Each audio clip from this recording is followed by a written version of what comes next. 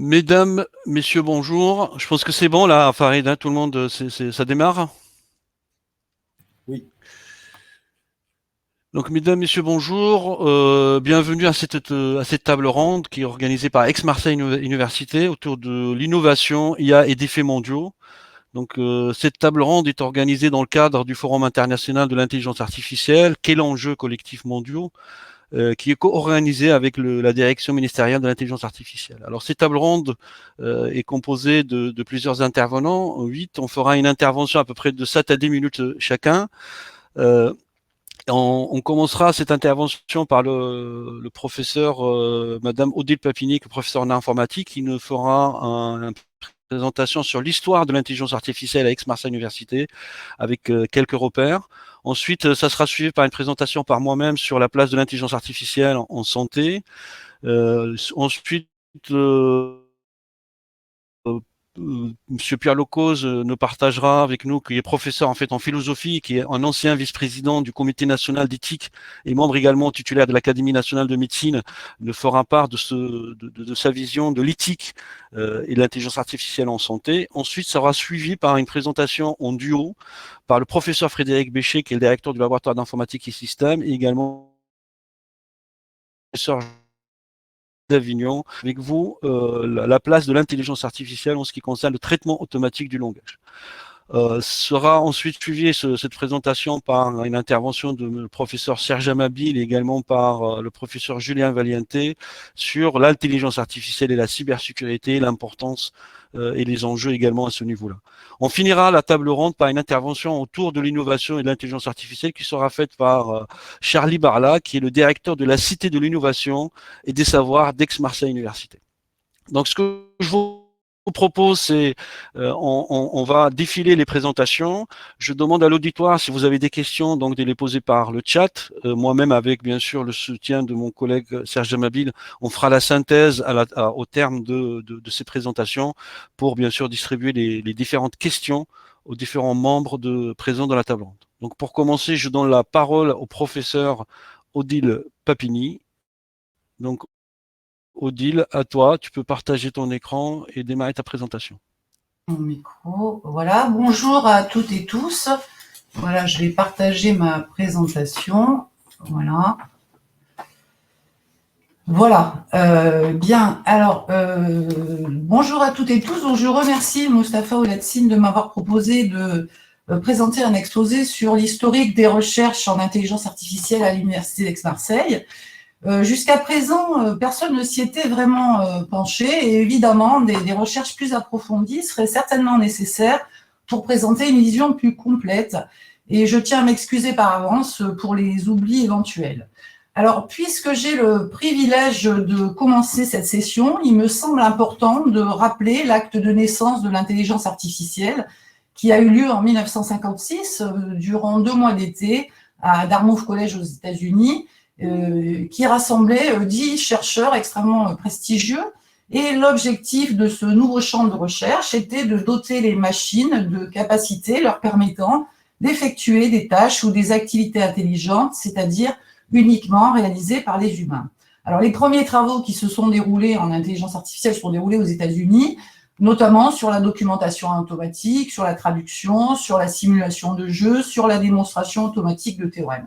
Alors, il est à noter qu'en France, le premier ouvrage qui a été édité en langue française a été édité en 1968 par Paul Brafort, qui est un des pionniers de la cybernétique et qui était un directeur de laboratoire du CEA et de Ratom. Alors, si nous passons en France, eh bien, à part les pionniers de la cybernétique, dont Paul Brafort et Louis Couffignal, à part ces 2 pionniers, les premières équipes qui se réclament explicitement de l'IA sont créées à peu près en même temps à Marseille et à Paris dans les années 1970. Alors à Paris, sous l'impulsion de Jacques Pittrat à l'université Paris 6, donc tous les deux, ils font partie de la première génération de docteurs en informatique.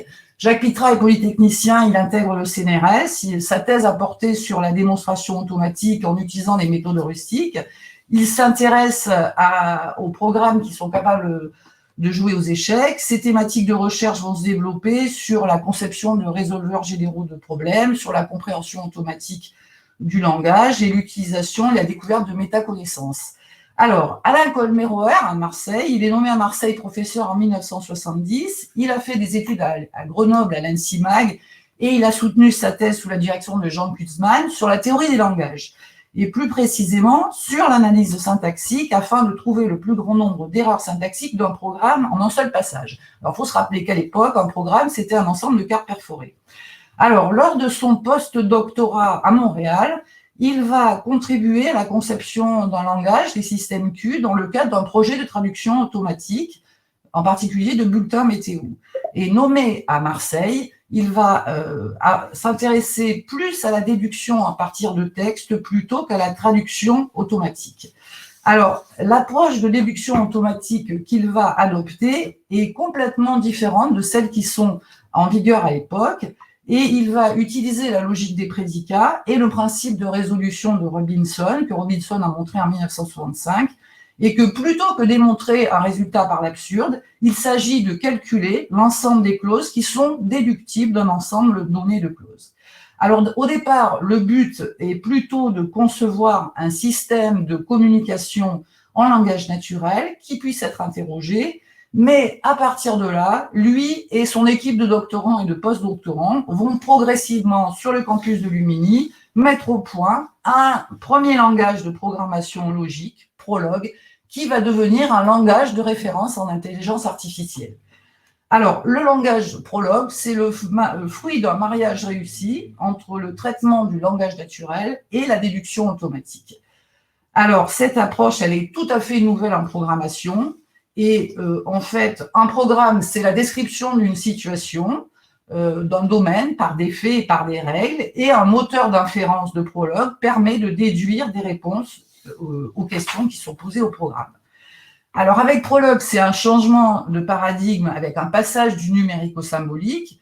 Il faut se dire que jusqu'à présent, les ordinateurs étaient plutôt conçus pour faire du calcul. Alors, plusieurs générations de langage Prolog vont être développées sur le campus de Lumini, avec, au fur et à mesure, la possibilité d'intégrer des contraintes numériques de plus en plus complexes et de s'orienter vers la programmation par contrainte. Alors, il faut savoir qu'à l'époque, aux États-Unis, il y avait un autre langage de programmation symbolique, c'est le Lisp, qui est plutôt basé sur la programmation fonctionnelle. Mais ce qui est important et ce qui a donné la notoriété de Prolog, c'est que les Japonais ont choisi Prolog comme langage des ordinateurs de 5e génération. Et donc, Prolog va avoir une renommée internationale à partir du début des années 80. En effet, les Japonais avaient pour projet ambitieux d'acquérir une domination mondiale du marché de l'informatique grâce à une nouvelle génération d'ordinateurs, à partir de l'observation que nous, les humains, nous manipulons l'information beaucoup plus à partir d'inférences symboliques en parallèle plutôt que de calculs numériques séquentiels. Donc, ces ordinateurs auraient été conçus comme des machines intelligentes, petites, fiables, bon marché, pouvant converser en langage naturel et pouvant raisonner à partir d'énormes quantités de connaissances. Alors, ce projet a été, on le sait, abandonné quelques années plus tard, mais il a eu un impact très important sur la recherche en intelligence artificielle, en particulier sur la programmation concurrente par contrainte. Alors, en France, la renommée de Prolog, elle vient aussi du fait que Prolog 2 a obtenu la Pomme d'Or du logiciel français décerné par Apple sur l'implantation de Prolog 2 sur Apple II. Par ailleurs, il faut rappeler aussi qu'en 1981, le Centre mondial d'informatique est créé par Jean-Jacques Servan-Schreiber sous l'impulsion de François Mitterrand et de Gaston Defferre. Et l'objectif important était d'introduire l'informatique dans tous les domaines de la société. Et il est à noter que Marseille était une expérience pilote parce que 2000 micro-ordinateurs vont être installés dans le quartier de la Belle de Mai. Alors, le CNI était aussi doté d'un centre de recherche ambitieux et bien sûr, l'équipe de Lumini va y trouver sa place et en bénéficier. Alors, dans notre point de vue, sur un autre campus, donc d'un point de vue institutionnel, au niveau de l'Université d'Aix-Marseille 2, le groupe d'intelligence artificielle est créé en 1973. Il devient un laboratoire associé au CNRS. Et d'autres thématiques vont enrichir l'activité scientifique du laboratoire, comme la reconnaissance automatique de la parole, avec Henri Méloni, qui plus tard créera le laboratoire LIA à la toute nouvelle Université d'Avignon, et la représentation des connaissances et du raisonnement avec Pierre Chégel, qui lui aussi créera une jeune équipe à l'Université de Provence. Alors, dans la même époque, des travaux se sont développés à Marseille au CNRS, notamment en rue Joseph-Héguier. Donc, la décentralisation du CNRS au début des années 60 a vu l'installation à Marseille du Centre d'analyse documentaire pour l'archéologie sous la responsabilité de Jean-Claude Gardin.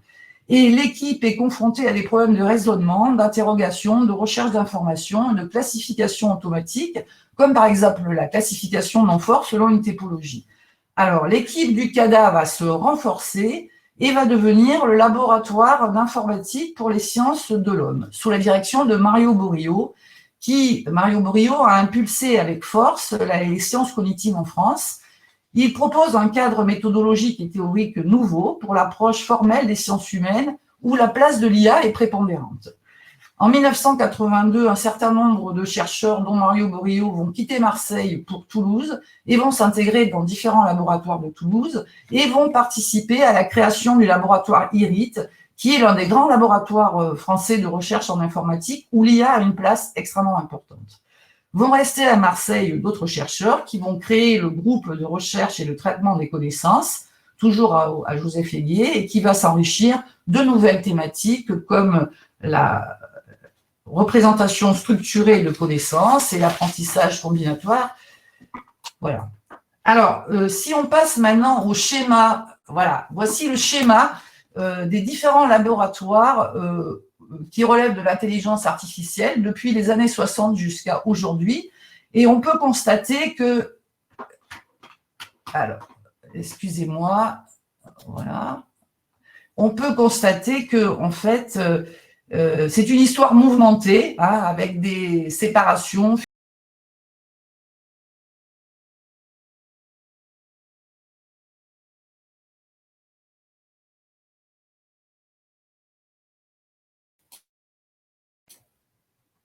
J'espère que tout le monde m'entend. Je pense qu'il y a eu un petit problème. Oui, ça a coupé un peu, tu peux y aller. Ah, c'est redéconnecté.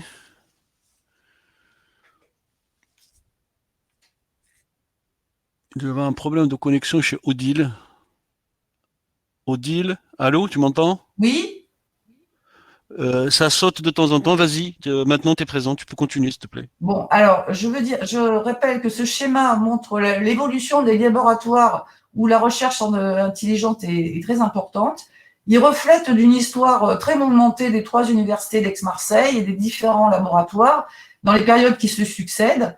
Donc, je veux juste mettre un point sur les sciences cognitives. Donc, on voit ici que des travaux ont été réalisés au niveau de ce laboratoire langage et parole, parce qu'un certain nombre de chercheurs du GRTC, comme Jean Révéronis ou Philippe Blache, ont rejoint le langage et parole à Aix et développent des travaux sur le traitement automatique des langages. Sur la droite, je veux aussi parler des travaux qui ont été faits au niveau de la faculté de médecine. Le domaine médical a toujours été un domaine d'application privilégié depuis le début en intelligence artificielle. Et dès le début des années 70, un laboratoire est créé, le laboratoire d'informatique médicale sous la direction de Michel Roux. Et donc, on peut citer un certain nombre de travaux. Et dès le début, ils ont développé des systèmes d'aide à la décision dans le cadre médical, en particulier le système Sphinx dans les années 80, qui était très connu. De nombreux travaux vont se développer au niveau de la faculté de médecine en relation avec les équipes d'informatique de Lumini et je pense que Mohamed en parlera plus longuement. Voilà. Alors, juste, nous nous recentrons sur l'informatique. Les laboratoires GRTC et GIA vont fusionner en 1993 avec regroupant les différentes thématiques d'intelligence artificielle qui sont développées dans ces 2 laboratoires. Malheureusement, en 2002, le laboratoire LIM va de nouveau se séparer en 2 laboratoires, le L6 et le LIF. Concernant l'IA, les travaux qui sont développés en représentation logique des connaissances, en algorithmique de satisfaction de contraintes ainsi que l'ingénierie des connaissances vont se poursuivre au L6 et l'arrivée de nouveaux chercheurs vont permettre le développement de nouvelles thématiques comme l'apprentissage automatique, la reconnaissance de formes, la classification appliquée à l'imagerie et à l'archéologie. De notre côté, les travaux développés dans le domaine du traitement automatique du langage naturel vont se poursuivre au LIF et des recrutements de nouveaux enseignants-chercheurs permettra le développement de nouvelles thématiques comme la modélisation et la vérification et surtout l'apprentissage qui va prendre une place très importante dans le laboratoire LIF. Alors, et donc, on arrive aujourd'hui au laboratoire LIS. Donc, on voit ici les différentes thématiques en intelligence artificielle qui sont développées au laboratoire LIF, qui regroupent aujourd'hui toutes les thématiques d'intelligence artificielle dans un même laboratoire. Et c'est important de le souligner car en intelligence artificielle, l'intelligence artificielle ne se réduit pas à quelques innovations technologiques. C'est une discipline scientifique à part entière qui revêt multiples facettes allant des aspects théoriques fondamentaux, qu'ils soient symboliques ou numériques, aux aspects algorithmiques, aux applications, aux interfaces avec d'autres domaines. Donc l'IA est une discipline jeune qui nécessite des recherches approfondies pour renforcer ses fondements scientifiques, le développement de travaux pour relier les différents aspects, des investigations pour fixer ses limites et clarifier ses contours. Et les travaux développés en intelligence artificielle aujourd'hui au laboratoire LIS à Marseille couvrent la plupart des thématiques de recherche que l'on retrouve dans la conférence ISHCAI, qui est la conférence la plus prestigieuse internationale en intelligence artificielle. Et ce qu'on peut dire en conclusion, c'est que le LIS, après une histoire mouvementée de l'intelligence artificielle à Marseille, a aujourd'hui tous les atouts pour répondre aux challenges et défis de demain pour l'intelligence artificielle. Voilà, je conclus avec un dernier transparent qui est un appel à participation à la journée scientifique qui aura lieu le 8 octobre, une journée d'hommage à Alain Kolmerower qui était prévue préalablement l'année dernière, mais à cause de la crise sanitaire n'a pas pu avoir lieu. Elle se déroulera donc cette année le 8 octobre. Et je rends la parole à Mohamed. Merci Odile pour cette intervention riche en histoire et également en positionnement de notre activité à Aix-Marseille Université autour de l'intelligence artificielle. Donc là, on va passer à la deuxième présentation que je vais vous faire autour, donc une continuité, comme il l'avait souligné Odile tout à l'heure, autour de l'intelligence artificielle dans le domaine de la santé. Donc je vais partager donc, mon document PDF avec vous. Donc je vais le déposer, excusez-moi, parce que je ne l'avais pas déposé au début.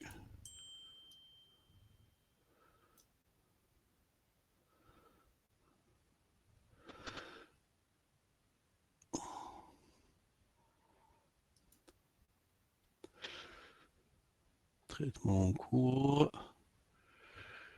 Choisir ce média.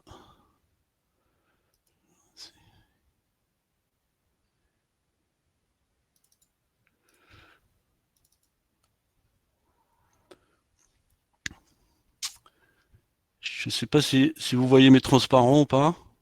Moi, je ne les vois pas. Comment ça se fait en direct? Oui, oui, on les voit. C'est parfait. Alors, est-ce que ça défile?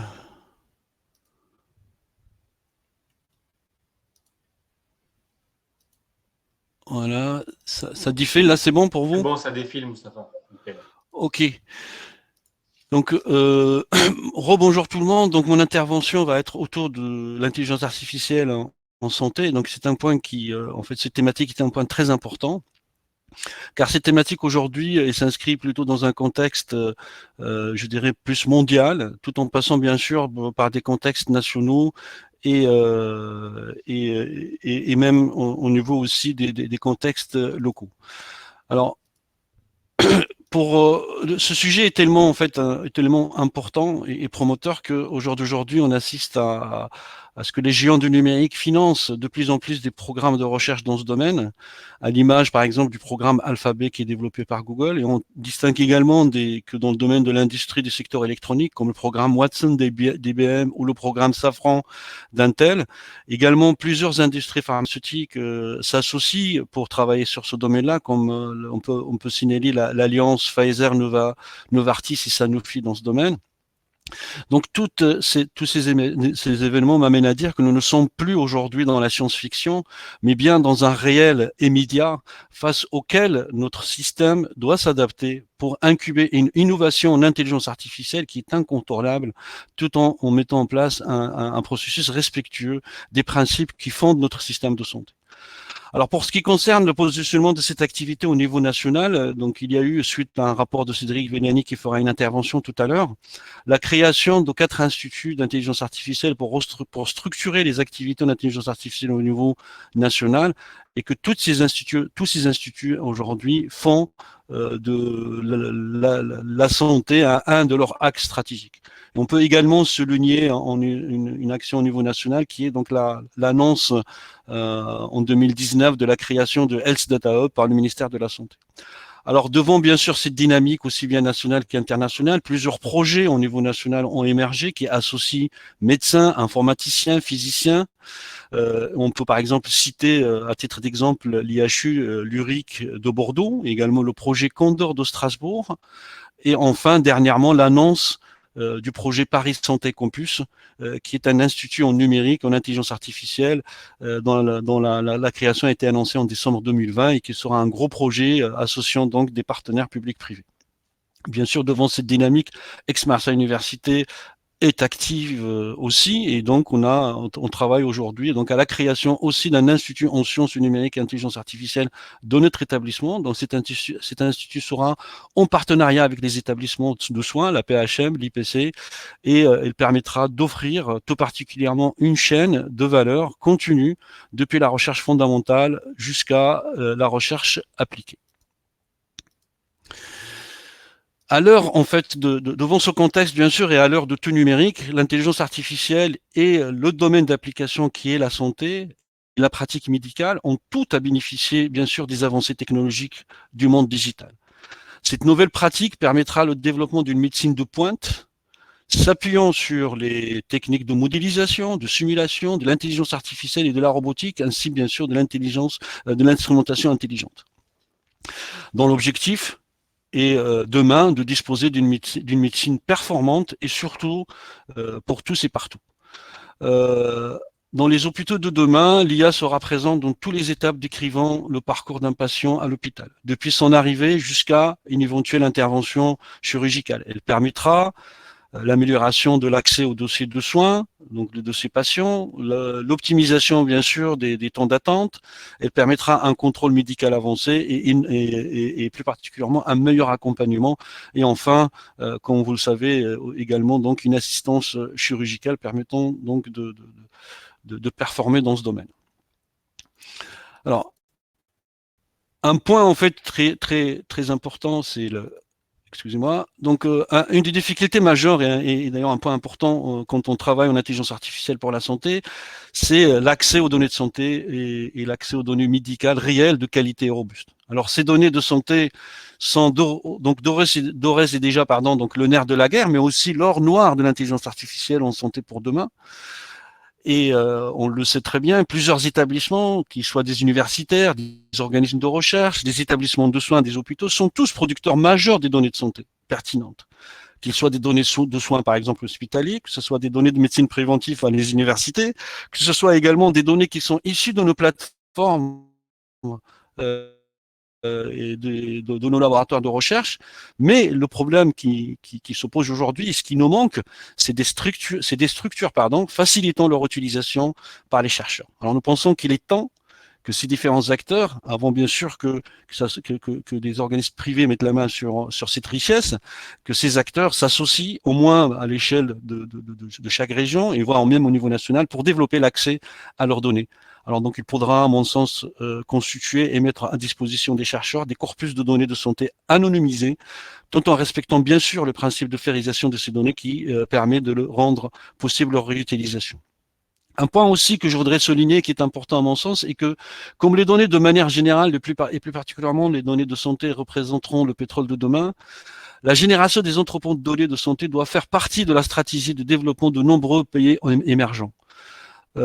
Faut savoir si l'intelligence artificielle est aujourd'hui considérée comme un luxe accessible seulement aux puissances occidentales.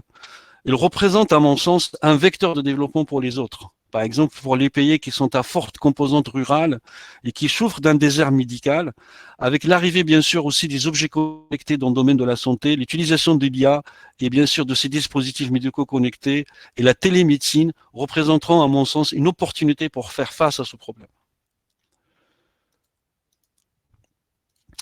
Alors maintenant, juste un petit point sur quelques applications, bien sûr sans être exhaustif, parce que sinon je passerai peut-être toute la matinée à vous donner les différents exemples, comme ça a été évoqué par Odile. Ça date, les applications de l'IA en santé, mais aujourd'hui, elles sont diverses et nombreuses. L'intelligence artificielle permet de développer des objets médicaux intelligents, facilitant bien sûr le diagnostic.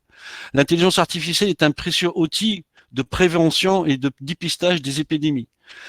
Des outils existent déjà pour la médecine prédictive, pour prédire par exemple une lésion rénale aujourd'hui 48 heures avant qu'elle ne survienne. C'est possible aussi grâce au deep learning de prédire la maladie d'Alzheimer en analysant soit des images cérébrales ou bien sûr avec des analyses des échantillons sanguins. C'est également possible aujourd'hui grâce à l'IA de prédire des accidents cardiovasculaires en fonction d'une analyse d'un électrocardiogramme. L'IA est aussi utilisée pour développer des médicaments. Des implants et des dispositifs intelligents existent, comme par exemple la prothèse de genou qui surveille les contraintes biomécaniques, les lentilles de contact bioniques qui assistent les non-voyants, la main robotisée, contrôlée par la pensée, également le pansement connecté qui peut détecter et prévenir des infections, les t-shirts intelligents pour mesurer la fréquence cardiaque et les données respiratoires, etc., etc., et j'en passe. C'est juste tout simplement pour vous donner quelques exemples aujourd'hui concrets qui sont opérationnels. Alors la question qui se pose demain, c'est comment insérer tous ces outils déjà existants pour une meilleure pratique des soins. Alors, il faut savoir aussi que l'IA apporte et apportera demain énormément de choses à la télémédecine, que ce soit par exemple pour faire de la médecine personnalisée ou également pour être un outil de filtrage pour ce qui concerne la téléconsultation. Alors, avant de conclure, j'ai envie tout simplement de dire que effectivement, l'IA arrive en grande puissance en domaine de la santé, mais ceci dit, rien ne se fera, à mon sens, sans les professionnels soignants. Ils sont des acteurs absolument essentiels de la réussite de ce changement. Leur métier va profondément évoluer et leur formation initiale et permanente doivent pouvoir être adaptées le plus tôt possible afin d'intégrer cette évolution digitale. Ce n'est qu'en conjuguant les différentes compétences et en mettant l'humain au centre de nos réflexions qu'on pourra réussir cette transformation de la pratique de la médecine. Cette transformation, si elle est bien menée, pourra amener une meilleure prise en charge des patients, apporter des solutions aux déserts médicaux, et être source d'apport très significatif dans les exercices de métier. Alors avant de conclure, je rajouterai aussi que l'utilisation de l'IA, pour qu'il puisse s'inscrire dans une activité durable, il ne faut pas oublier de mettre l'humain au cœur de toutes nos réflexions. L'arrivée accélérée de l'IA et du numérique dans le domaine de la santé soulève des problèmes éthiques, que certainement mon collègue Le Cause abordera juste après ma présentation, principalement liés à l'utilisation des données sensibles, etc. L'intelligence artificielle doit être vue comme un outil complémentaire nécessaire pour contribuer à l'amélioration de la pratique médicale de demain en se substituant à l'humain sur des tâches répétitives. Car le médecin, il soigne un malade dans toutes ses dimensions, il y a l'émotion, les sentiments, etc. qui rentrent en jeu quand le médecin est devant son patient, alors que l'IA analyse une maladie caractérisée par des données. Mais comme l'homme n'étant pas la sommation des données, l'IA, à mon sens, ne remplacera jamais le rôle humain du médecin, mais ne pourra qu'apporter des solutions complémentaires. Je vous remercie pour votre attention. Donc, ça me permet de faire un enchaînement sur l'éthique et je donne la parole à Monsieur Pierre Le Cause pour nous parler de l'éthique et de l'intelligence artificielle. Tu nous entends, Pierre? Oui, je vous entends parfaitement. J'espère que c'est réciproque. Tout à fait, on t'entend parfaitement. À toi. Parfait. Alors, je vais aller chercher il faut que ce soit un PDF. parce que là, je vois partager une présentation PDF. On peut mettre qu'un PDF alors. C'est pas long, hein, je vais juste le convertir. Je le convertis en PDF et ça me prend une petite seconde.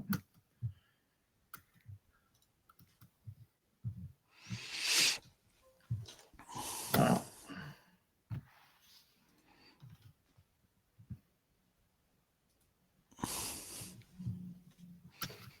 Voilà. Donc là maintenant, partager une présentation PDF.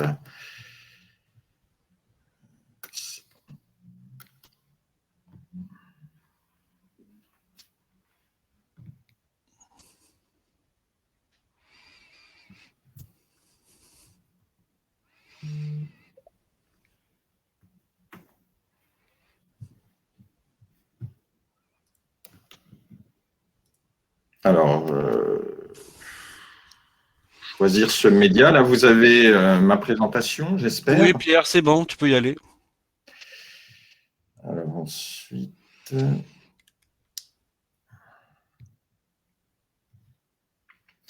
Eh bien, écoutez, donc pendant une dizaine de minutes, je vais prolonger ce que vient de nous dire Mustapha à propos effectivement des aspects éthiques.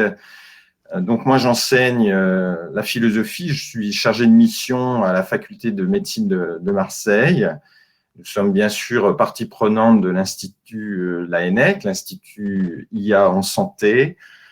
Et avec Valérie Ravix, qui est ingénieur informaticien dans mon équipe, nous avons mis en place pour l'année qui vient un module de master qui s'intitule « Éthique, intelligence artificielle, technologie de santé ».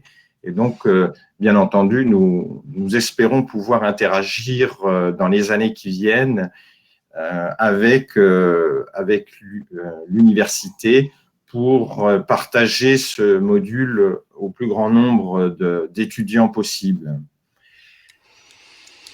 Alors, donc les problèmes, pour faire simple, les problèmes de l'intelligence artificielle sur le plan éthique, ils sont inséparables de la question des données. Indépendamment de ce que Mustapha nous a dit tout à l'heure, il y a bien sûr la question des données privées, des données sensibles, mais plus généralement, il y a les trous dans la raquette, les données qu'on a oublié de rentrer. Il y a un exemple un peu caricatural, mais réel, qui est l'indication par un GPS de traverser une autoroute pour aller d'un point le plus court à un autre. Bien entendu, si on donne un GPS à un patient atteint d'une maladie d'Alzheimer pour favoriser ses déplacements et compenser ses déficiences cognitives, on a tout intérêt à ce que l'outil soit absolument exempt de toute défectuosité sur le plan des données, puisque lui, si on lui dit de traverser une grande artère, une autoroute, il va le faire. Donc, il y a le problème des données entrantes, qui peut avoir des conséquences catastrophiques sur le plan moral. Et puis, je dirais aussi la conscience d'une délimitation que vient d'évoquer Mustapha entre intelligence humaine et intelligence artificielle. Il faut déjà, je crois, avoir conscience de ce qui est irréductible dans l'intelligence humaine, en particulier le fait qu'elle soit chevillée au corps. L'intelligence humaine, c'est une intelligence encastrée. Elle interagit avec le corps, c'est-à-dire avec des émotions, des désirs. Dans l'image de tout à l'heure, on voit bien que l'intelligence artificielle n'a pas de peur, n'a pas d'émotion, ça la dérange pas de nous proposer de traverser une autoroute. Mais nous, par notre corps, par notre imagination, notre faculté de sentir, de percevoir, nous avons le sens commun, c'est ce que disait Descartes. Le bon sens est la chose du monde la mieux partagée, mais c'est la chose du monde la mieux partagée par des humains, mais certainement pas par une intelligence artificielle qui peut faire des erreurs catastrophiques.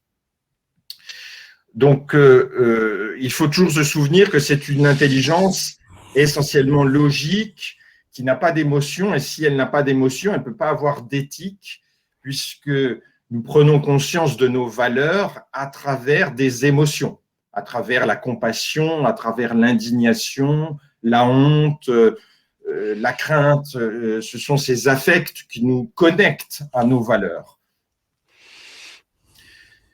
Alors, par exemple, dans le domaine de la relation de soins, l'intelligence artificielle peut produire des connaissances et, par exemple, faire un diagnostic précoce de la maladie d'Alzheimer, vous dire peut-être 10 ans avant qu'elle ne se déclare que vous êtes atteint de la maladie d'Alzheimer.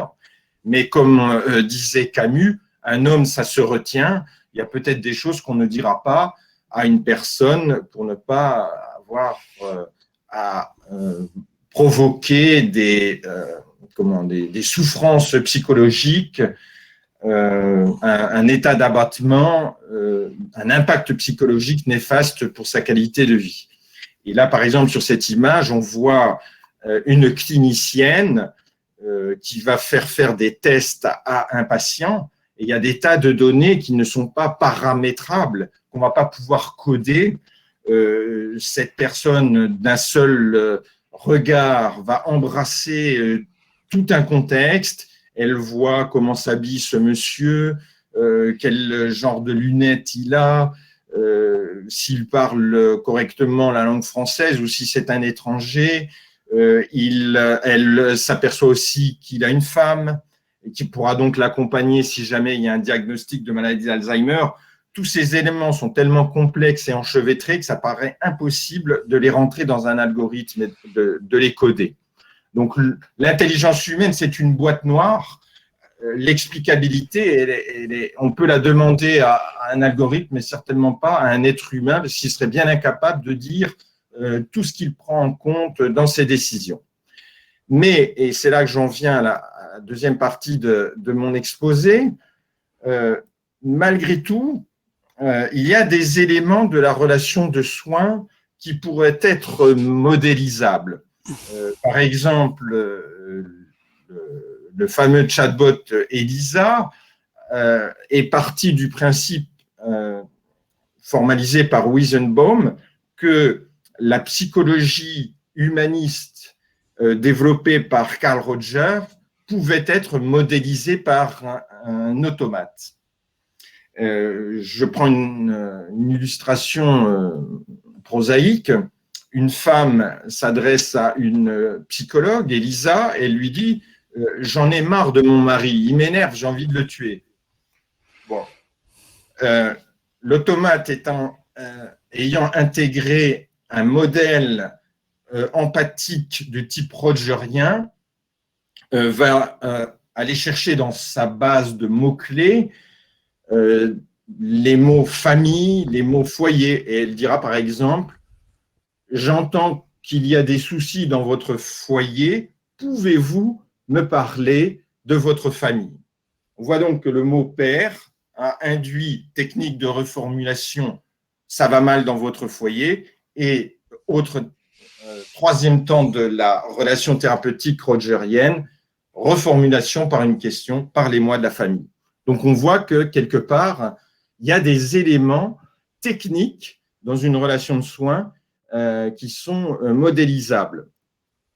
Alors, Weizenbaum, lui, c'est d'ailleurs assez étonnant de la part d'un scientifique, disait « Bon, moi, ça, je sais le faire, je peux le faire, mais je crois qu'il ne faut pas le faire. » Et donc, il mettait un garde-fou en disant peut-être que ces métiers-là, de psychologue, de juge, on ne devrait peut-être pas les modéliser par un algorithme d'intelligence artificielle. Alors aujourd'hui, cette problématique, elle existe toujours et on se pose par exemple des questions pour savoir si on pourrait mettre des robots humanoïdes dotés d'intelligence artificielle à titre de compagnons pour des personnes âgées dont les fonctions cognitives seraient légèrement dégradées et qui ne feraient pas la différence entre un humain et un robot. Bon, alors, la personne se sent en confiance, elle éprouve un sentiment de bien-être, mais on voit bien qu'il y a un dilemme.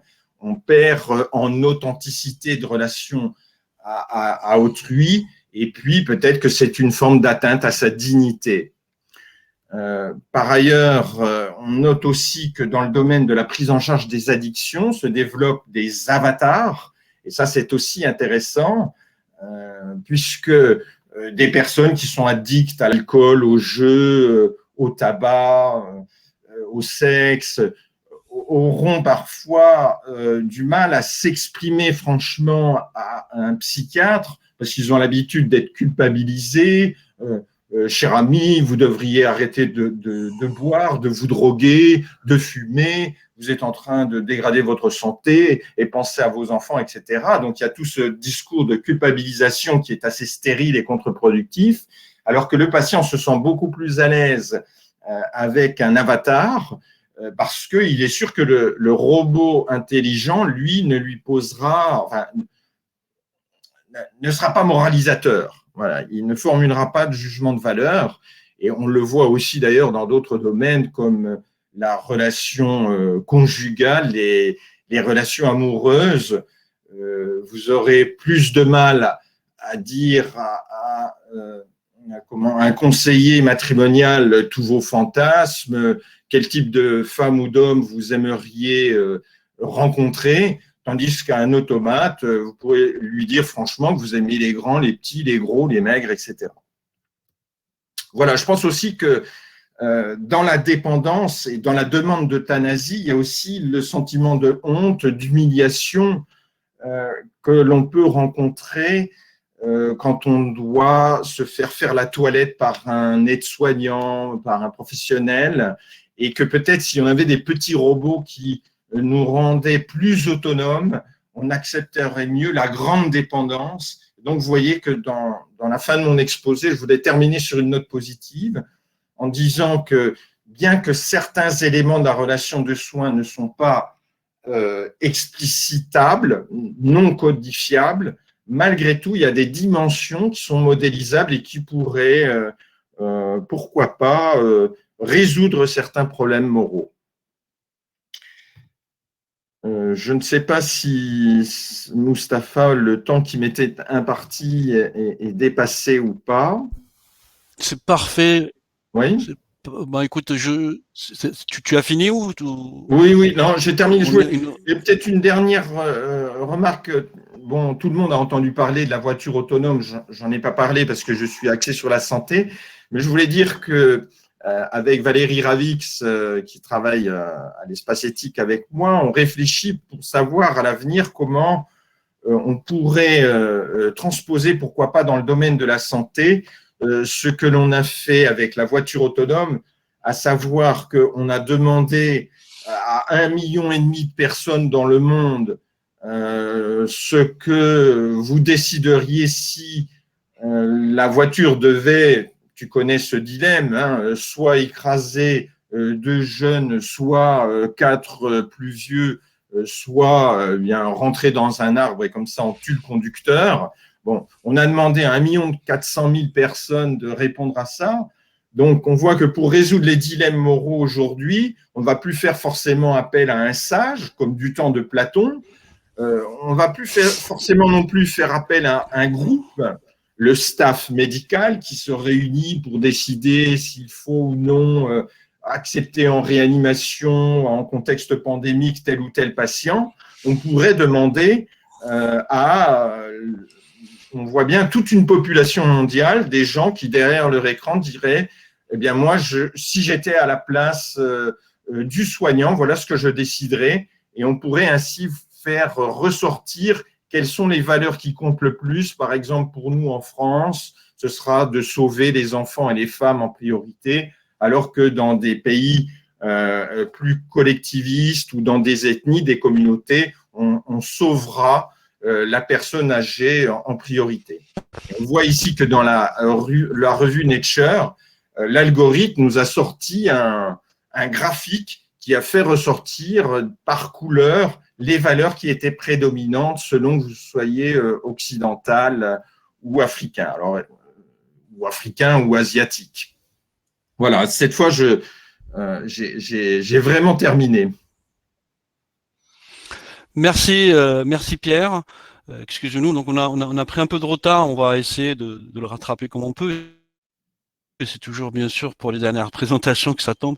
Donc là, je vais donner la parole à mon collègue Frédéric Bécher et Jean-François pour nous parler du traitement automatique du langage. À vous, normalement, on avait prévu un créneau pour vous deux de 15 minutes, donc si vous le faites en 10 minutes, ce serait bien aussi. Mais bon, après, c'est à vous de nous donner le maximum d'informations, bien sûr.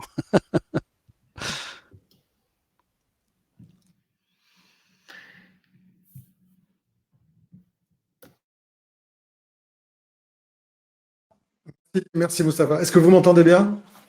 Oui, ok. Et vous voyez mes slides? Tout va bien? Donc on peut commencer. Donc on va vite commencer pour éviter de prendre du retard. Donc oui, c'est une présentation voilà, qu'on a faite avec mon collègue Jean-François Bonas de l'Université d'Avignon.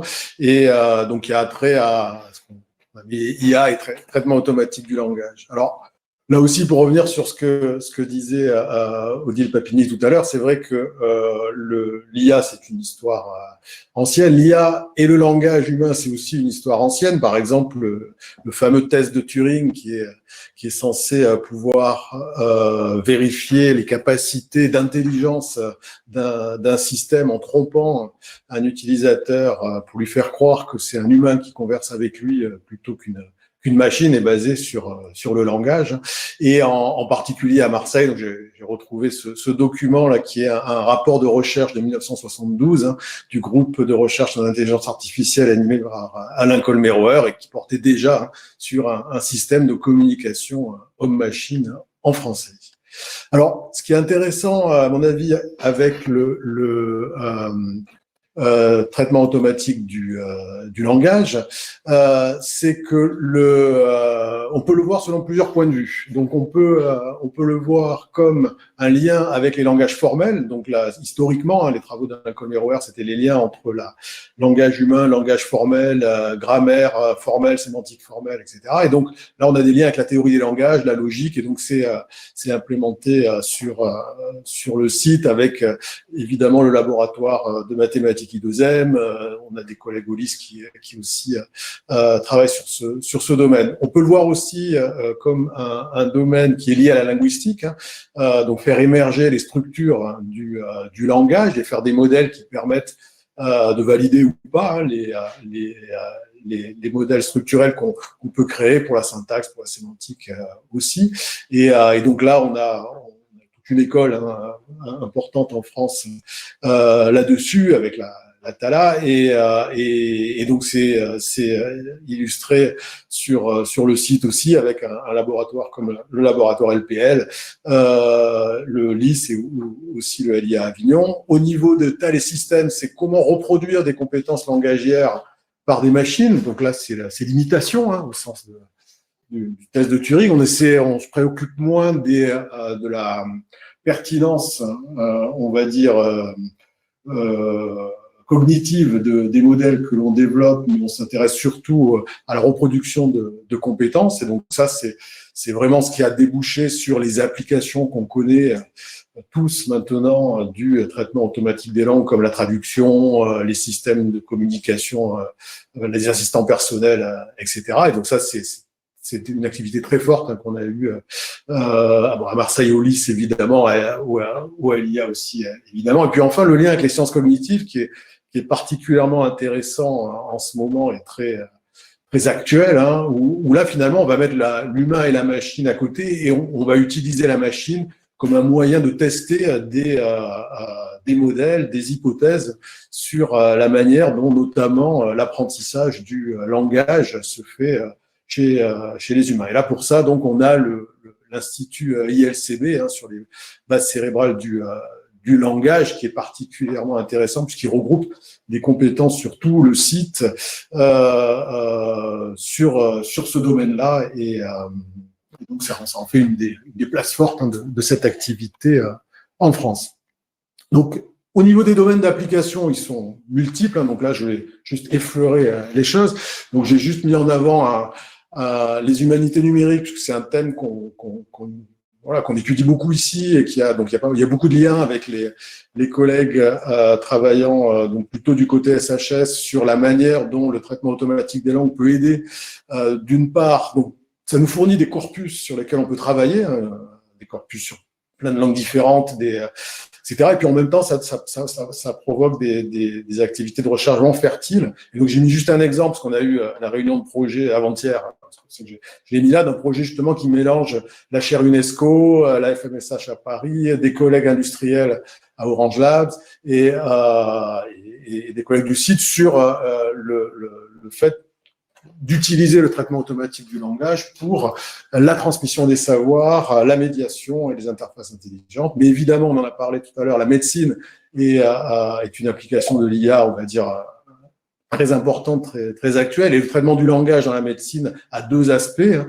Le langage comme moyen de traiter, par exemple, des masses d'informations médicales. Hein. Vous savez que depuis le début de la pandémie, le nombre d'articles scientifiques qui ont été publiés sur le Covid est absolument gigantesque, quoi. Et le traitement des langues peut aider. Donc, on a une activité ici sur ce genre de travail peut aider donc à trier, à exploiter cette masse de données, mais aussi du point de vue pathologique. Donc, je pense que Jean-François en dira un mot tout à l'heure. L'étude du langage sur la manière de détecter des pathologies en détectant donc en faisant des modèles hein, sur la manière de parler, d'écrire, de s'exprimer, etc. Enfin, des applications plus industrielles hein, au niveau de la relation client. Donc ça, on a un partenariat aussi très ancien avec Orange Lab sur ce domaine, la domotique, la robotique, etc. Alors, je ne vais pas faire trop long, donc je vais juste, avant de passer la parole à Jean-François, parler de quelques questions de recherche qui nous intéressent vraiment en ce moment et qui sont les sujets actuels sur lesquels on travaille donc au sein des différentes unités de recherche sur le site. Donc, la machine a-t-elle dépassé l'humain? Alors, si vous regardez actuellement les performances incroyables des systèmes de traduction automatique ou des systèmes de transcription de paroles, vous voyez qu'une machine apprend une nouvelle langue en quelques heures de calcul. Qu'est-ce que ça veut dire apprendre une nouvelle langue? Bah, par exemple, on peut dire on a appris une langue si on arrive à traduire du français vers cette nouvelle langue. Un humain va mettre des mois, des années à maîtriser cette capacité. Une machine peut le faire en quelques heures. Est-ce qu'elle est meilleure? Voilà. Est-ce que les machines nous ont dépassés? Est-ce que comme pour le Go, les échecs, etc., les machines sont allées plus loin? Si vous regardez des articles scientifiques comme par exemple les travaux sur la compréhension de texte, hein, donc là c'est des travaux qui sont faits à l'université de Stanford, vous voyez que l'humain il n'est même pas dans le top 5 des performances sur une tâche de compréhension. Okay, donc vous avez ce petit tableau, hein, vous voyez les performances de l'humain, on n'est pas sur le podium. Alors qu'est-ce que ça veut dire? Et donc ça, évidemment, hein, si on dit ça comme ça peut être un peu choquant. Et quand on se met en situation réelle, c'est très très loin d'être ça. Il y a beaucoup de choses Mais justement, c'est un sujet de recherche assez passionnant hein, que d'essayer de réfléchir à ces questions-là. Et donc réfléchir à ce que c'est que apprendre et comprendre pour nos machines. Une fois qu'un modèle est appris, quelle est l'interprétabilité? Comment est-ce qu'on peut vérifier finalement ce qu'a appris la machine pour, comme le disait Pierre tout à l'heure, quand une machine prend des décisions, comment on peut savoir pourquoi elle a pris ces décisions? Voilà. Donc après, les questions sociétales, alors elles sont vastes, hein, donc je vais pas faire long, mais il y a évidemment le problème de la diversité des langues. Toutes ces méthodes sont basées sur une quantité massive de données. Que se passe-t-il pour les langues qu'on appelle peu dotées, c'est-à-dire qui n'ont pas beaucoup de ressources numériques? Ça, c'est un vrai risque. Le biais, les machines sont apprises sur des corpus qui comprennent des biais de genre, notamment, et comment on fait pour essayer d'enlever ces biais-là des données? L'industrialisation, la taille des modèles et l'entraînement est devenu un vrai sujet, okay, notamment au niveau des impacts environnementaux. Est-ce que c'est réservé aux GAFAM parce qu'il faut une puissance de calcul tellement énorme, ou est-ce que la recherche académique a encore sa place? Toutes ces questions-là sont des questions passionnantes sur lesquelles on travaille en ce moment. Donc, je passe la parole à Jean-François, qui va vous parler plus du côté de la parole et de l'étude du langage oral. Merci Fred. Est-ce que tu peux me laisser le dernier slide? Voilà. Je vais essayer de faire vite. Tous ceux qui me connaissent savent que je suis extrêmement bavard et c'est vraiment un sujet qui me passionne depuis très longtemps. Donc, ça va être difficile, mais j'ai promis à Mustapha de faire un effort. Donc, effectivement, l'oral, c'est la parole et la voix. La parole reprend globalement tout ce qu'a pu dire Frédéric jusqu'à maintenant, mais il ajoute des choses liées au spontané. On ne parle pas de la même manière qu'on écrit, bien entendu. à la conversation. Quand on est deux ou plusieurs, il y a de nombreux paramètres qui se rajoutent, comme une convergence qui fait que les deux voix, des paramètres des voix vont vers la même direction pour noter le fait qu'il y a un attachement d'un interlocuteur à l'autre. Et la parole, c'est également la voix.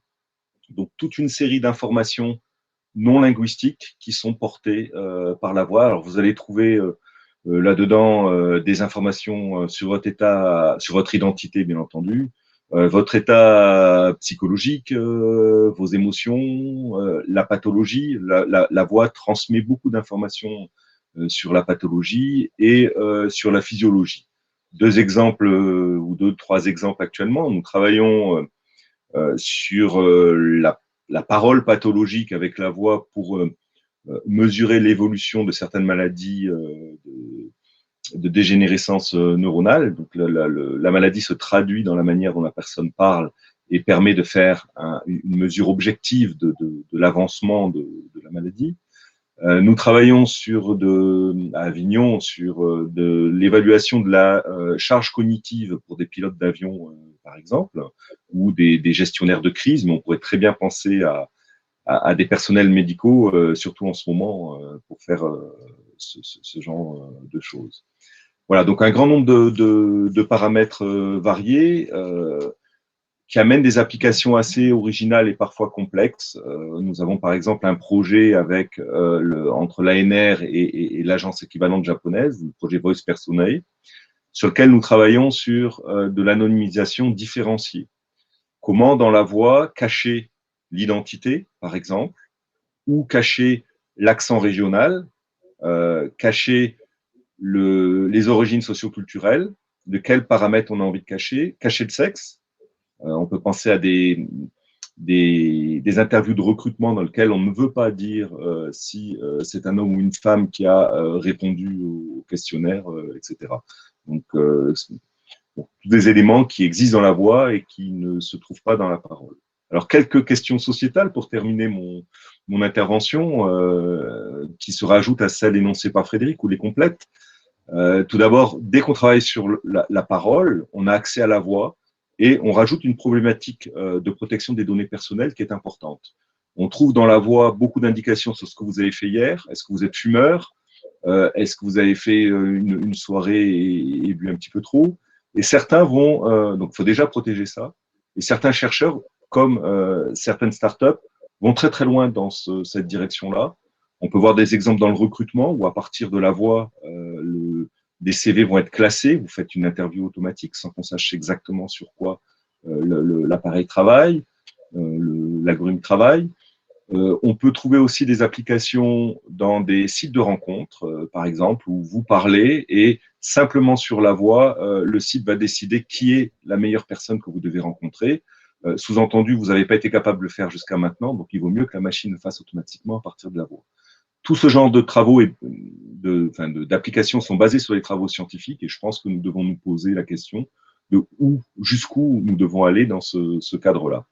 Enfin, et c'est un domaine sur lequel je travaille depuis très longtemps, la voix est utilisée en criminalistique dans les tribunaux pour l'identification, ce qu'on appelle la comparaison de voix, et pour d'autres applications fréquemment. Là se pose vraiment la question de la fiabilité de ce qu'on peut faire en intelligence artificielle. Et si vous regardez le projet ANR Voxcrim, ça fait longtemps que nous défendons, à beaucoup, nous avons les deux laboratoires de police scientifique français dans le consortium, ainsi que le LPL dans le périmètre exo-marseillais, d'établir des normes pour pouvoir accréditer et certifier certaines applications. Voilà, je vais conclure là-dessus en disant que tout ça remet en avant ce qui a été dit par plusieurs intervenants sur l'importance de l'éthique d'une part, du fairness de manière générale, donc d'éviter les biais en IA, et de placer l'humain au cœur de tout ce qu'on peut faire en IA. À ce propos, j'ai vu une notion qui était la notion de l'IA bienveillante, qui est défendue entre autres par Armel Brun au lauréat, et qui me semble une bonne piste pour tous les travaux qui touchent au langage, donc de garder en tête que l'IA doit être bienveillante pour les humains. Merci Mustapha, je te rends la parole et merci Fred. Merci Jean-François et Frédéric pour cette présentation très intéressante dans le domaine du TAL qui, à mon avis, n'échappe à personne que l'IA joue un rôle aujourd'hui très important dans ce domaine et vraiment notre région, je dirais, à travers votre laboratoire, Jean-François et le nôtre, sont vraiment à la lumière dans ce domaine et je tiens à vous en féliciter. Donc on va passer, donc il ne reste plus que 2 présentations. Je donnerai la parole tout de suite à mon collègue, le professeur Serge Amabil et Julien Velliante pour nous parler de la place de l'intelligence artificielle et cybersécurité. Serge, à vous la parole. Merci Mustapha, je suis en train de partager le PDF. Ça va me prendre une petite seconde. Normalement, il arrive à l'écran. J'espère que j'ai partagé le bon. Ça devrait être le cas. Ça prend un peu de temps. Tant que nous n'avons plus, donc on va s'efforcer de faire vite de façon à ce que Charlie Barla puisse intervenir et laisser aussi du temps, j'imagine, Mustapha, pour les questions à la fin. Donc, avec Julien, on va s'efforcer d'être. Je suis un grand bavard aussi, donc de faire court. Est-ce que vous voyez ma vidéo, la présentation ou pas? Non, pas encore. Ah, c'est bon là. C'est bon. Donc, Serge, je vais faire. Pardon? Vas-y, c'est bon. Je vais faire bref. Serge Amabilé, je suis vice-président d'Aix-Marseille Université en charge du numérique. Je vais présenter Julien, il le fera mieux, qui prendra la parole, et qui est professeur associé à Aix-Marseille Université, également DPO adjoint et préfet professionnel de la cybersécurité. Alors justement, la cybersécurité, de façon un peu provocatrice, on a décidé de... Oups. Vous voyez ma présentation, c'est bon? Oui, on a décidé d'intituler notre présentation Dr Jekyll et Mr Hyde. Pourquoi? Parce que le constat que l'on fait, c'est qu'aujourd'hui, l'IA, c'est autant une solution. Je vais y venir dans un instant, en caractérisant le contexte dans lequel nous sommes, une solution par rapport à la cybersécurité, que bien évidemment, il y a toujours une double face de Janus, un ensemble de problèmes, et donc c'est le côté Mr Hyde. Notre présentation se fera en 2 temps. Je vous ferai un constat un peu sur l'expérience que nous avons au sein d'Aix-Marseille Université sur la cybersécurité actuellement. Hein. Et Julien dressera quelques perspectives pour annoncer les enjeux futurs. Alors, quand on parle d'IA et cyber, quels sont les enjeux? Alors, les enjeux aujourd'hui, ça a déjà été évoqué, donc je vais être très bref.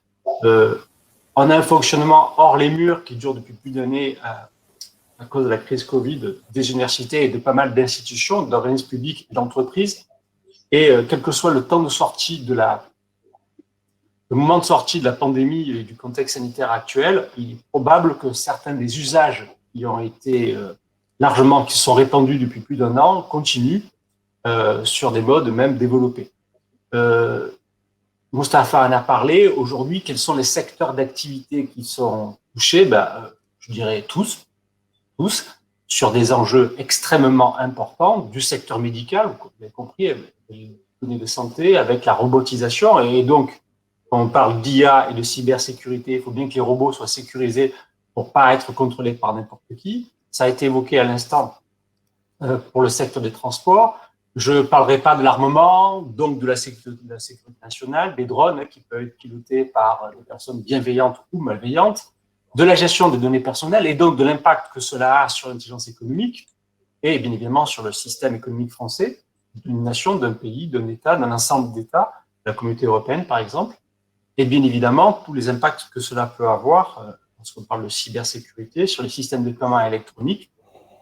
Aujourd'hui, les bourses sont régulièrement attaquées et on peut imaginer qu'un jour, malheureusement, il y aura des conséquences à cela et vous imaginez un petit peu si une action est malmenée à cause d'algorithmes d'IA un peu trop malveillants. Donc, vous voyez que les enjeux sont extrêmement importants et tout porte à croire, sans jouer les devins, que cela va continuer à s'accentuer.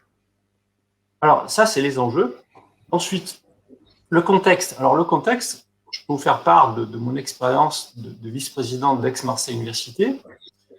À quoi sommes-nous confrontés aujourd'hui? À un trafic qui est extrêmement corrompu.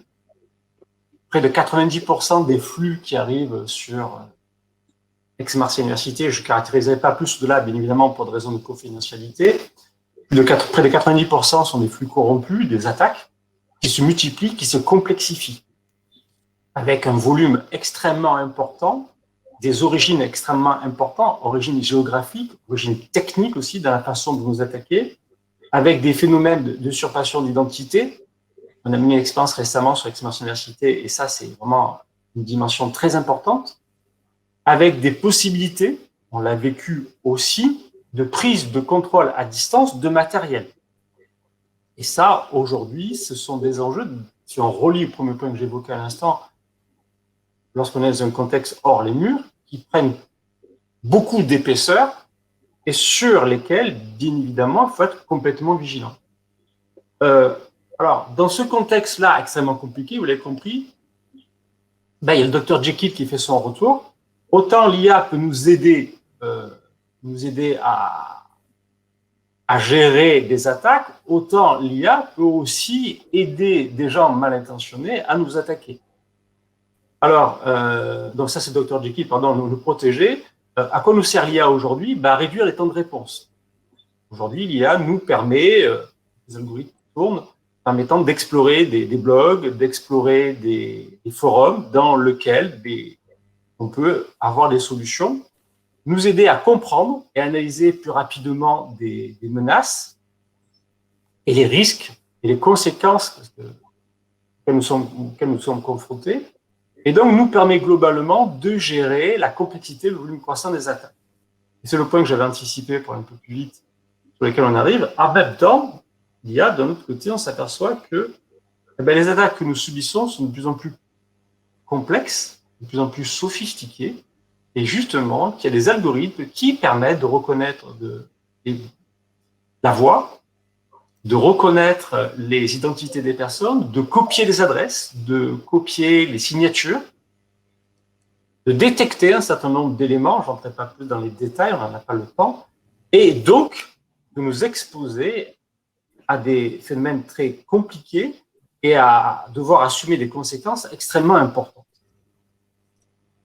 Le point le plus important qui n'a pas encore été évoqué dans mon exposé, et alors je sais que c'est un peu mon credo, je suis un peu psychorigide sur ce point-là, il reste pas mauvais que malgré tous les points précédents et ceux qui vont être évoqués par Julien dans la suite de l'exposé,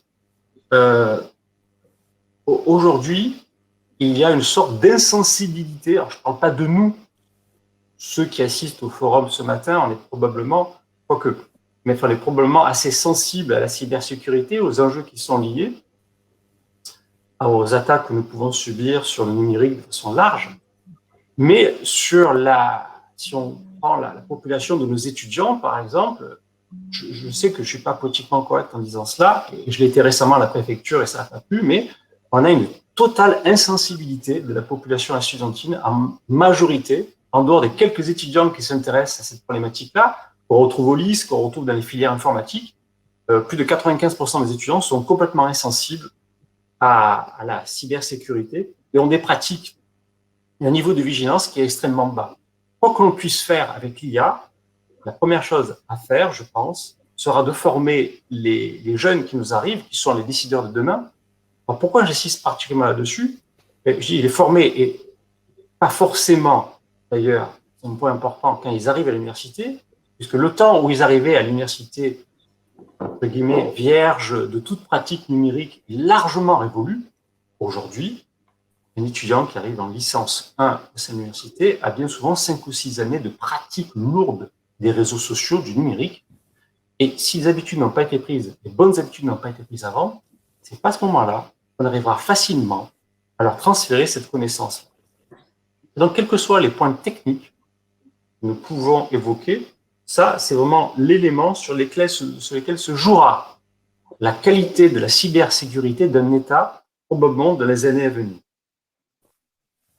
Une fois que j'ai évoqué cela, je passe la parole à Julien qui va évoquer finalement par rapport au constat que j'ai pu faire assez rapidement, IA et cybersécurité, demain, quels sont les enjeux, quelles seront les parades que nous pourrons exprimer de façon à avoir un certain niveau de résilience.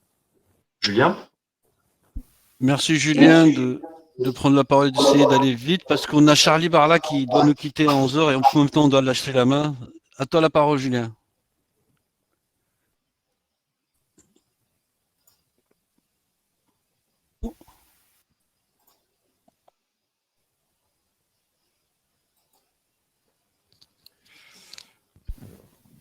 Julien, tu nous entends? Allô? Problème de connexion. C'est pas génial. Vous m'entendez?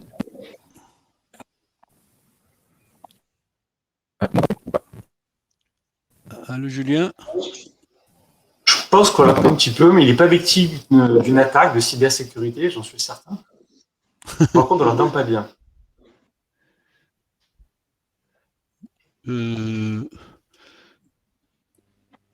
Bon, Julien, Oui, vous m'entendez? très haché, on t'entend pas très bien. C'est haché? Ouais, j'ai des Il doit y avoir un problème de réseau. problèmes de connexion. Oui, tout à fait. Essaye de Bon, couper à la c'est limite. audible un petit peu quand même. Po, po, po. Bon, vous m'entendez? Non, là, je pense que ça doit venir de Farid, ça doit venir de chez lui, hein, c'est pas la plateforme, parce que là, on s'entend très bien entre nous. Le micro. Vous m'entendez? La ligne Oui, c'est bon. C'est bon. vraiment déontologiquement correcte, mais si on n'entend pas Julien, on va peut-être donner la parole à Charlie. Serge, qu'est-ce qu'on fait? Le son, vous l'entendez pas? Serge Je Amabile. crois que c'est un problème de micro, Julien, c'est peut-être le casque qui ne fonctionne pas bien. C'est le micro. Apparemment, c'est un problème de micro, peut-être l'ordinateur fonctionnerait mieux. Oui. C'est pas un problème de bande passante, hein, à mon avis. Vous m'entendez? Bon. Serge, Effectivement, pas perdre de temps, donner la parole à Charlie et on reprendra la. Ouais, Julien, on te laisse régler le problème de son, on reviendra vers toi à la fin. Je vous propose de donner la parole à Charlie Barla, le directeur de la 6e, pour nous parler de la place. Tu peux couper s'il te plaît, Julien, ton micro? Julien? Oui, merci. Là, ça doit être bon. Julien, tu peux couper le micro, s'il te plaît? Voilà, parfait. On reviendra vers toi, j'espère que ce sera réglé. Donc, Charlie Barla, directeur de la 6e, pour nous parler bien sûr de l'innovation sur l'écosystème local et même régional, je dirais, et la place de l'IA dans le cadre de cette cité. Merci Charlie Barla, à toi la parole. Donc, bonjour à toutes et à tous. Merci Mustapha pour la présentation rapide. Donc, je suis directeur de la Cité de l'Innovation et des Savoirs Aix-Marseille. Je travaille aussi à la SAT Sud-Est comme directeur de l'efficience opérationnelle et je suis aussi président de l'incubateur Beldomé qui incube des startups dans le domaine des technologies de l'information et de la communication pour le multimédia, donc tout ce qui touche aux jeux vidéo, à la réalité augmentée, à la réalité virtuelle, etc. Donc, en tant que directeur de la CISAM, donc la CISAM, c'est quoi? C'est la Cité de l'Innovation et des Savoirs Aix-Marseille, qui est un bâtiment donc situé dans le quartier d'affaires à Euroméditerranée, dans le centre de Marseille, où on a, Aix-Marseille Université, souhaité lancer un bâtiment où on a une approche intégrée, ouverte et ambitieuse de l'innovation pour le rayonnement du territoire.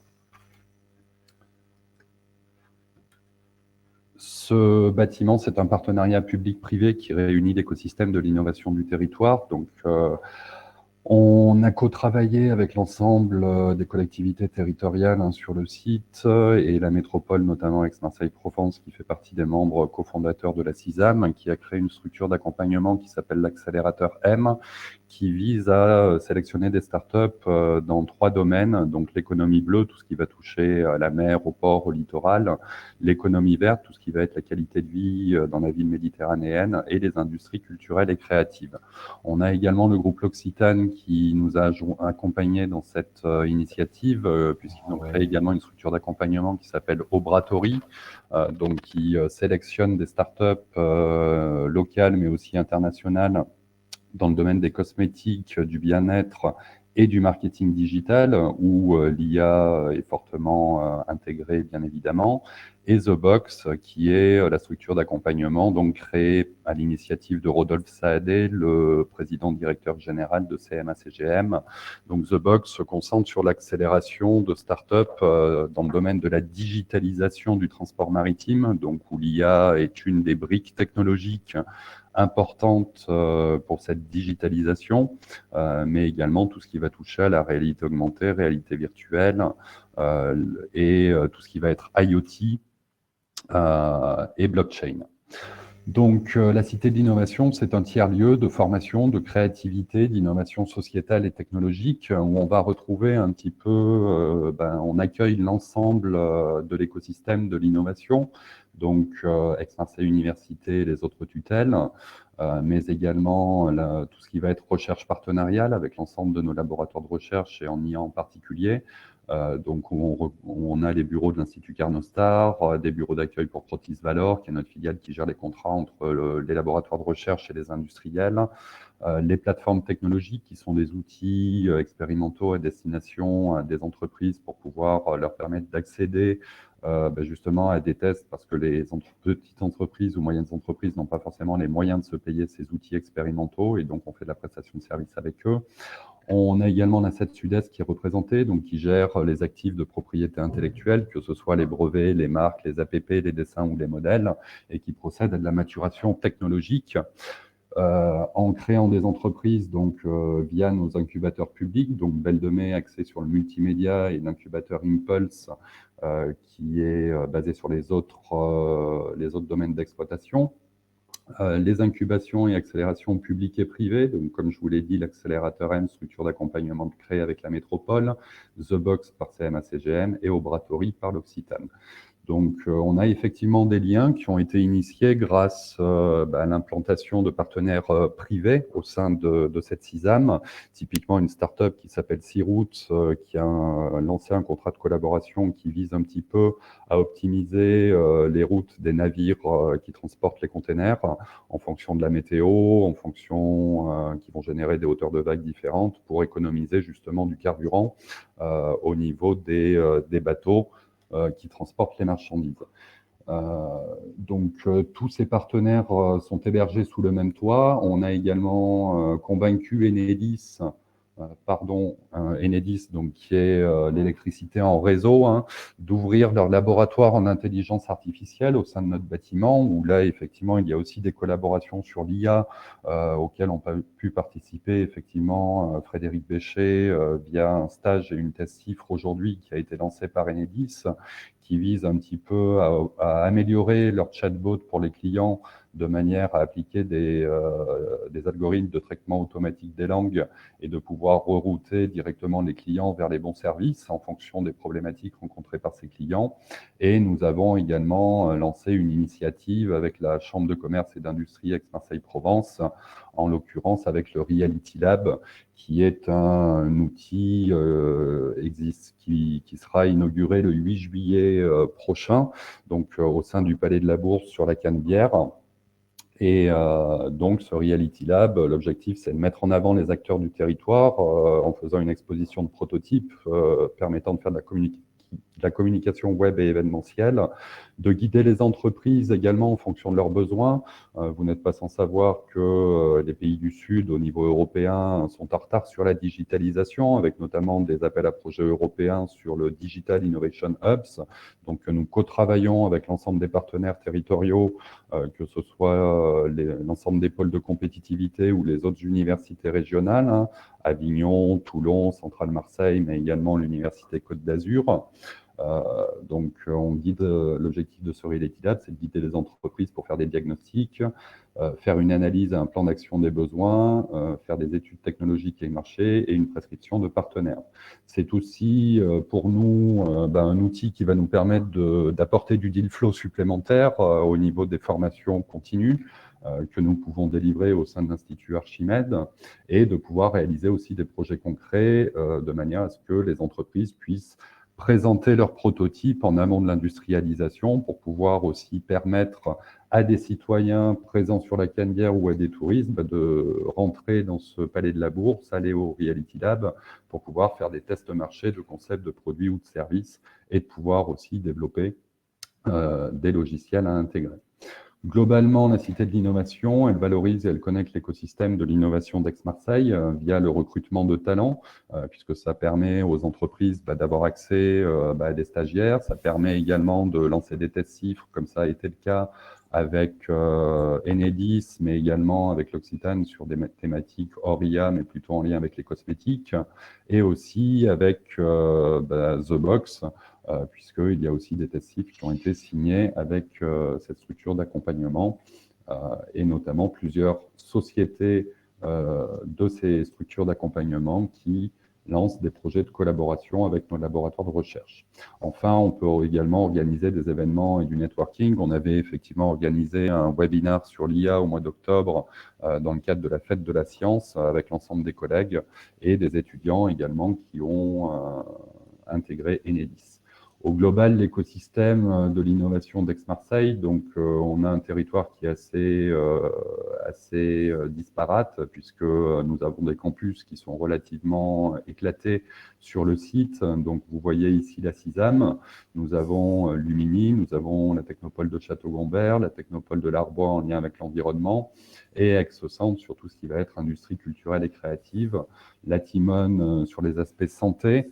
Notre volonté, c'est que cette CISAM, on puisse la dupliquer, donc via des appels à projets qui sont en cours, de manière à être au plus proche de nos étudiants et des enseignants-chercheurs, de manière à pouvoir aussi héberger des entreprises dans ces bâtiments, puisqu'on voit que ce sont des tiers-lieux où les gens échangent, partagent quand ils déjeunent ensemble, et donc ça permet d'être à l'origine de nouvelles idées, de nouveaux projets, de nouvelles concrétisations avec l'ensemble des partenaires de l'écosystème, donc que ce soit les incubateurs, que ce soit la SET Sud-Est, nos structures d'accompagnement également comme l'Institut Carnostar, les plateformes technologiques, Protis Valor, l'ensemble des pôles de compétitivité, notamment SCS qui a intégré cette technologie qui est l'intelligence artificielle, de manière à pouvoir un petit peu piloter les futurs appels à projets européens DIH.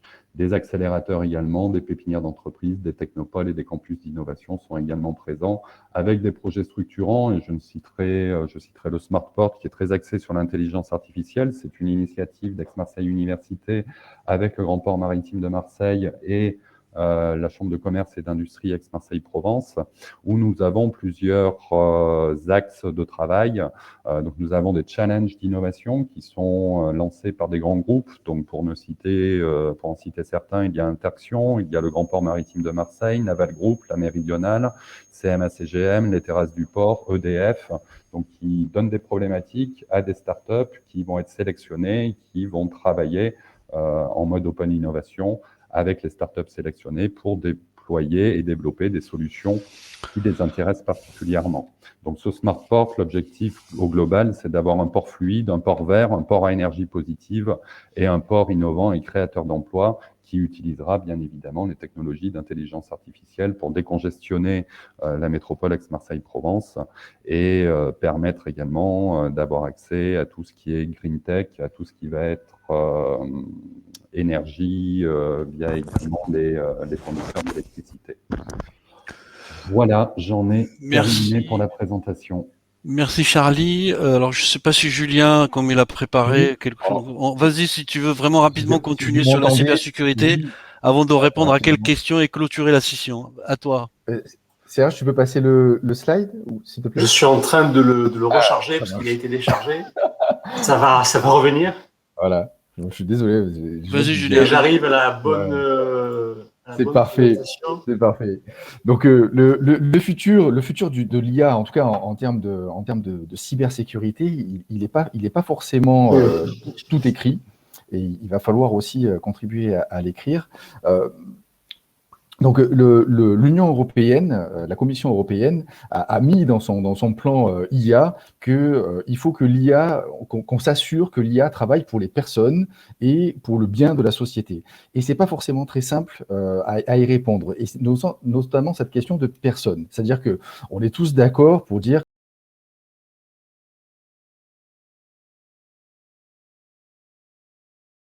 malheureusement, on a perdu cette fois-ci définitivement Julien. Donc il a été complètement déconnecté. Bon, là, c'est les aléas du direct, hein, malheureusement. Donc, je sais pas comment. Donc là, ce que je vous propose, c'est que, en attendant s'il revient. Donc, il y a eu en fait pas mal de questions, Farid, sur l'enregistrement, la disposition des slides. Je pense que pour toutes les collègues qui se posent cette question, toute la journée est enregistrée et il y aura un lien qui sera mis à votre disposition pour tous les inscrits que je pense Farid vous enverra. Oui, Julien, excuse-moi, vas-y. Ouais, voilà, non, c'est moi. Voilà, donc répondre à cette question de il faut que ce soit bien pour les personnes, c'est pas forcément simple. On est tous d'accord que l'IA qui contribue, par exemple, à filtrer nos spams ou à protéger différentes choses qui nous concernent, on est tous d'accord avec ça. Maintenant, l'IA qui serait chargée de protéger des machines elles-mêmes, là, ça peut commencer à devenir problématique. En fait, il va falloir vraiment répondre à la question en termes de cybersécurité. Qu'est-ce que l'IA doit protéger? Est-ce qu'elle doit protéger les humains ou est-ce qu'elle doit protéger les machines? Sachant que des fois, la frontière est très fine. Et aussi, protéger de quoi? Voilà. Donc, je vous propose de partager une vision un peu offensive, c'est-à-dire que l'attaquant, qu'est-ce qu'il va pouvoir attaquer en utilisant l'IA? Parce que lui aussi, il va trouver des opportunités. Pirater une IA, la mettre à son service, en prendre le contrôle, c'est quelque chose qui va attirer la convoitise et qui va les intéresser.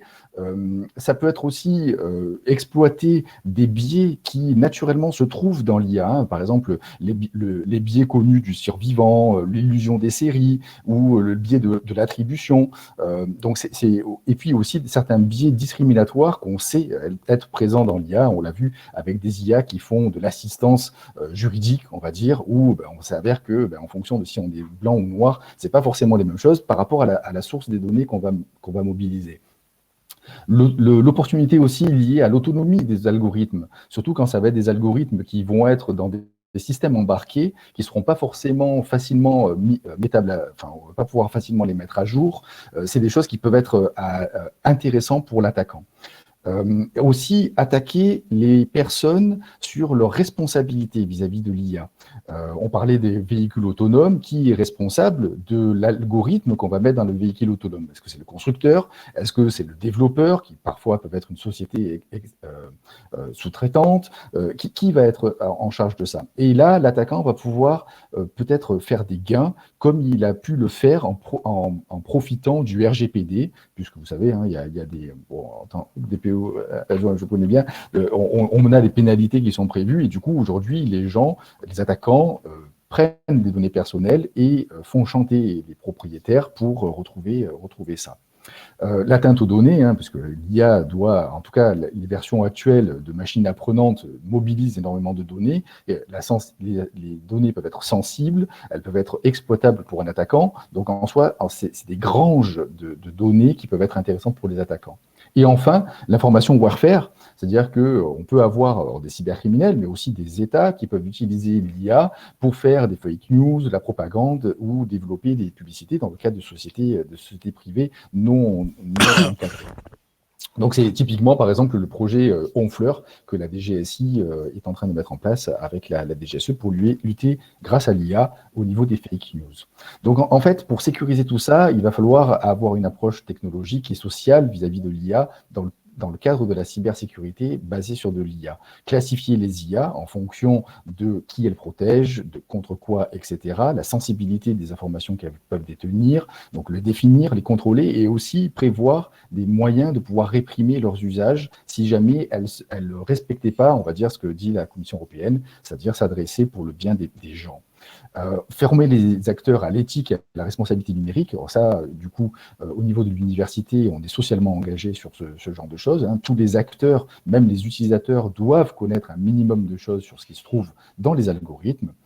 Être capable aussi d'auditer des algorithmes, mais ça nécessite aussi des cursus de formation peut-être spécialisés pour voir si une IA peut être détournée de son rôle principal, si elle ne peut pas être influencée pour être mise contre les utilisateurs. Ce qu'on a pu voir par exemple avec le bot de Microsoft Tay, hein, je ne sais pas si vous vous souvenez, en 2016, qui en quelques semaines est devenu nazi. Donc voilà, il y a beaucoup de choses à mettre. Julien, si tu peux s'il te plaît conclure, parce que de l'autre côté, on a la session de 5 Singapour qui commence avec des invités extérieurs. Je suis vraiment désolé. Voilà. Pas de souci, moi, c'est de ma faute. Hein, Non, il n'y a pas de problème, c'est des aléas, mais bon, je te remercie. Peut-être, pour finir, le point un peu important, il faut, je pense, en termes de cybersécurité, prévoir de pouvoir débrancher les IA. Ça peut être important, donc il faut le prévoir dans le concept et aussi estimer les impacts qu'aurait ce débranchement en termes de résilience. Voilà. Si on arrive à couvrir tout ça, je pense que l'IA peut être bonne pour la cybersécurité. Je te remercie, Julien. Merci. Je suis vraiment désolé, il y avait une question C'est moi. importante sur le cadre juridique pour l'utilisation de l'intelligence artificielle en médecine. Je vais envoyer la réponse plutôt directement à la personne par mail. Et là, à part ça, il n'y avait pas d'autres questions plus que ça autour des interventions. L'organisateur de la manifestation mettra à votre disposition toutes les slides ainsi que les vidéos, je pense. Alors, je ne sais pas où Farid va mettre ça, mais il vous tiendra au courant. Il y a une autre session qui démarre aujourd'hui avec nos collègues de Singapour. Je remercie Farid d'avoir mis le lien directement dans le chat. Vous l'avez en bas.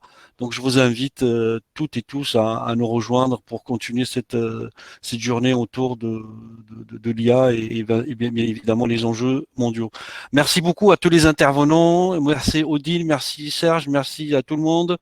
Merci également à Jean-François, Frédéric, Pierre. Et je vous invite à se retrouver autour de l'autre table ronde. Je suis vraiment désolé de vous presser comme ça, mais il y a les autres collègues qui attendent. Merci à tous.